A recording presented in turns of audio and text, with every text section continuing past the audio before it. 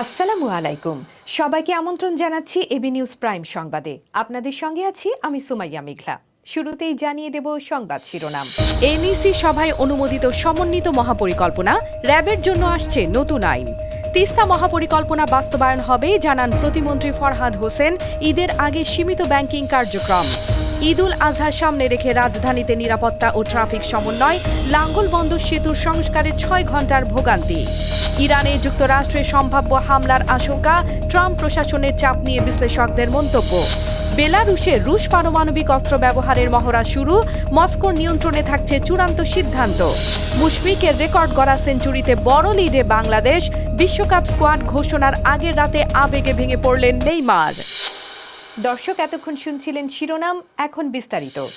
জাতীয় অর্থনৈতিক পরিষদের সভায় ২০২৬-২৭ অর্থবছরের বার্ষিক উন্নয়ন কর্মসূচি এডিপি অনুমোদন পেয়েছে।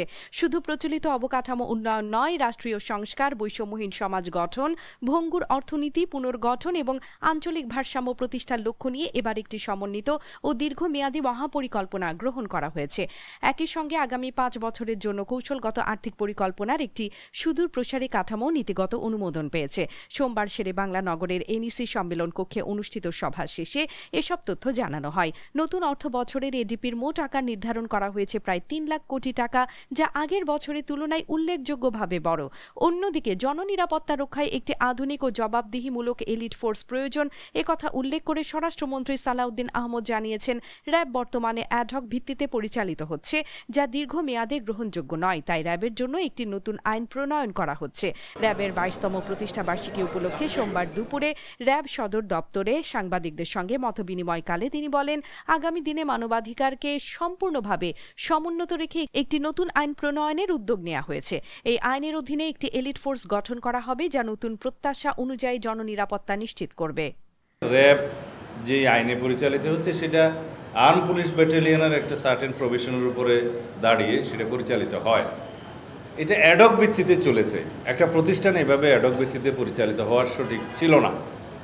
এখন আমরা সেটা আইন করব আলাদা এলিট ফোর্সের জন্য। সেখানে অথরিটি দেওয়া থাকবে, তাদের রেসপন্সিবিলিটি ফিক্স করা থাকবে এবং সেই ক্ষেত্রে তাদের জবাবদিহিতা, অ্যাকাউন্টেবিলিটি এবং ট্রান্সপারেন্সিটাও নিশ্চিত হবে। সেই হিসাবে আইনটা আসবে। তিস্তা মহাপরিকল্পনা বাস্তবায়ন হবে এ কথা পুনর্ব্যক্ত করে পানি সম্পদ প্রতিমন্ত্রী ফরহাদ হোসেন আজাদ উত্তরবঙ্গের মানুষকে অপেক্ষা ও ধৈর্য ধরার আহ্বান জানিয়েছেন। তার মতে প্রকল্পটি বাস্তবায়নের জন্য প্রয়োজনীয় টেকনিক্যাল পরীক্ষা নিরীক্ষা ও যাচাই বাছাই চলছে, যা সম্পন্ন হলেই পরবর্তী ধাপ শুরু হবে। রংপুরের শহীদ আবু সাইদ স্টেডিয়াম নতুন কুড়ি স্পোর্টস ২০২৬-এর আঞ্চলিক পর্যায়ের উদ্বোধনী অনুষ্ঠান শেষে সাংবাদিকদের প্রশ্নের জবাবে তিনি বলেন, সরকারের পানি সম্পদ মন্ত্রণালয়ের ৩টি বড় চ্যালেঞ্জ ফারাক্কা চুক্তি, পদ্মা ব্যারাজ প্রকল্প এবং তিস্তা মহাপরিকল্পনা। সরকার গঠনের মাত্র ৩ মাস হয়েছে, তাই সময় দিতে হবে। আমাদের সরকারের পানি সম্পদ মন্ত্রণালয়ের ৩টি চ্যালেঞ্জ আছে। এই ৩টি চ্যালেঞ্জের মধ্যে একটি হচ্ছে ফারাক্কা, আর হচ্ছে পদ্মা ব্যারেজ, একটা তিস্তা মহাপরিকল্পনা। ইনশাল্লাহ আমাদের সরকারে কেবল ৩ মাস গেল। আপনারা সময় দেন, দেখেন একটি মহাপরিকল্পনা, একটা ব্যারেজ বা একটা বাঁধ যদি আমরা নির্মাণ করতে চাই, সেখানে আমাদের টেকনিক্যাল অনেকগুলো বিষয় আছে, পরীক্ষা নিরীক্ষার বিষয় আছে, যাচাই বাছাই করার বিষয় আছে। আমরা সেইগুলো পর্যায়ক্রমে করছি। অন্যদিকে ঈদ উল আজহার সামনে রেখে তৈরি পোশাক শিল্প খাতের শ্রমিক কর্মচারীদের বেতন ভাতা পরিশোধ এবং বন্দর এলাকায় আমদানি রপ্তানি কার্যক্রম সচল রাখতে নির্দিষ্ট কিছু অঞ্চলে ২৫ ও ২৬ মে সীমিত পরিসরে ব্যাংকিং কার্যক্রম চালুর নির্দেশ দিয়েছে বাংলাদেশ ব্যাংক। ২৩ ও ২৪ মে তফসিলি ব্যাংকের সব শাখা স্বাভাবিক সময়সূচি অনুযায়ী খোলা থাকবে। এরপর ২৫ মে থেকে ৩১ মে পর্যন্ত টানা ৭ দিন ব্যাংক বন্ধ থাকবে। আসন্ন পবিত্র ঈদ উল আজহা উপলক্ষে ঢাকা মহানগর এলাকায় সার্বিক নিরাপত্তা ও ট্রাফিক ব্যবস্থাপনা নিয়ে সমন্বয় সভা অনুষ্ঠিত হয়েছে।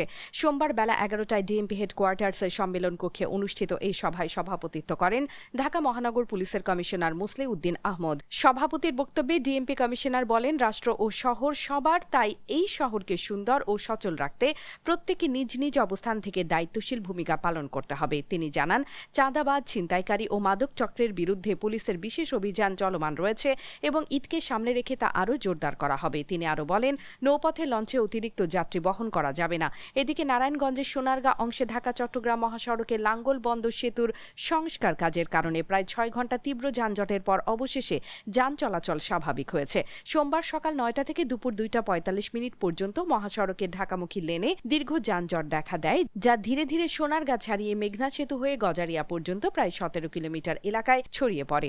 সকালে সেতুর ক্ষতিগ্রস্ত অংশে ঢালাই কাজ শুরু করে সড়ক বিভাগ। কাজের সুবিধার্থে ঢাকামুখী লেনের একটি অংশ বন্ধ রেখে এক লেনে যান চলাচল করানো হলে ধীরগতির কারণে দ্রুতই যানজট তৈরি হয়। দীর্ঘ সময় আটকে থাকায় যাত্রী ও চালকদের চরম দুর্ভোগ পোহাতে হয়। অনেককে গাড়ি ছেড়ে হেঁটে গন্তব্যের দিকে যেতে দেখা যায়। নারী, শিশু ও অসুস্থ যাত্রীরা সবচেয়ে বেশি ভোগান্তিতে পড়েন। ইরানে যুক্তরাষ্ট্র আগামী 24 থেকে 48 ঘণ্টার মধ্যে হামলা চালাতে পারে এমন আশঙ্কা প্রকাশ করেছেন কাতারের দোহা ইনস্টিটিউট অব গ্র্যাজুয়েট স্টাডিজের মিডিয়া স্টাডিজ বিভাগের অধ্যাপক মোহাম্মদ এল মাসরি। সোমবার আল জাজিরাকে দেয়া এক সাক্ষাৎকারে তিনি বলেন, যুক্তরাষ্ট্র আবারও যুদ্ধের পথে হাঁটতে পারে, কারণ সাবেক প্রেসিডেন্ট ডোনাল্ড ট্রাম্পের চারপাশে এমন অনেক ব্যক্তি রয়েছেন যারা তাকে কঠোর অবস্থান নিতে উৎসাহিত করছেন। তার মতে ইসরায়েলি প্রধানমন্ত্রী বেঞ্জামিন নেতানিয়াহু এবং ট্রাম্প প্রশাসনের কট্টরপন্থীরা এই চাপের অন্যতম উৎস। এল মাসরি বলেন, ইরানের কাছ থেকে ট্রাম্প যে ধরনের আত্মসমর্পণ বা নরম অবস্থান আশা করেছিলেন তা তিনি পাননি।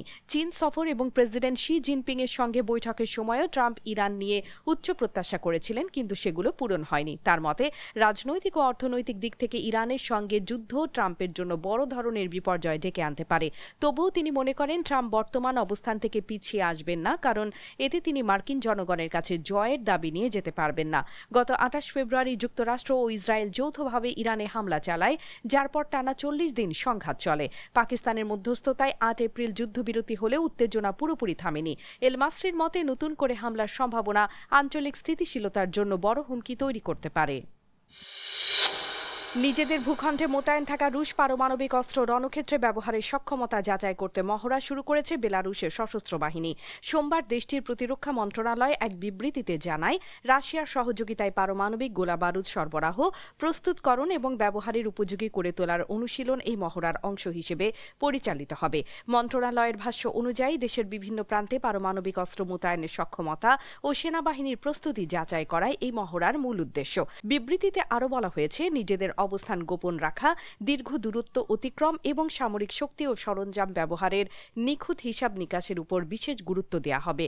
বেলারুশের সীমান্ত রাশিয়া ও ইউক্রেন ছাড়াও ন্যাটোভুক্ত 3টি দেশের সঙ্গে যুক্ত, যা এই মহড়াকে আরও তাৎপর্যপূর্ণ করে তুলেছে।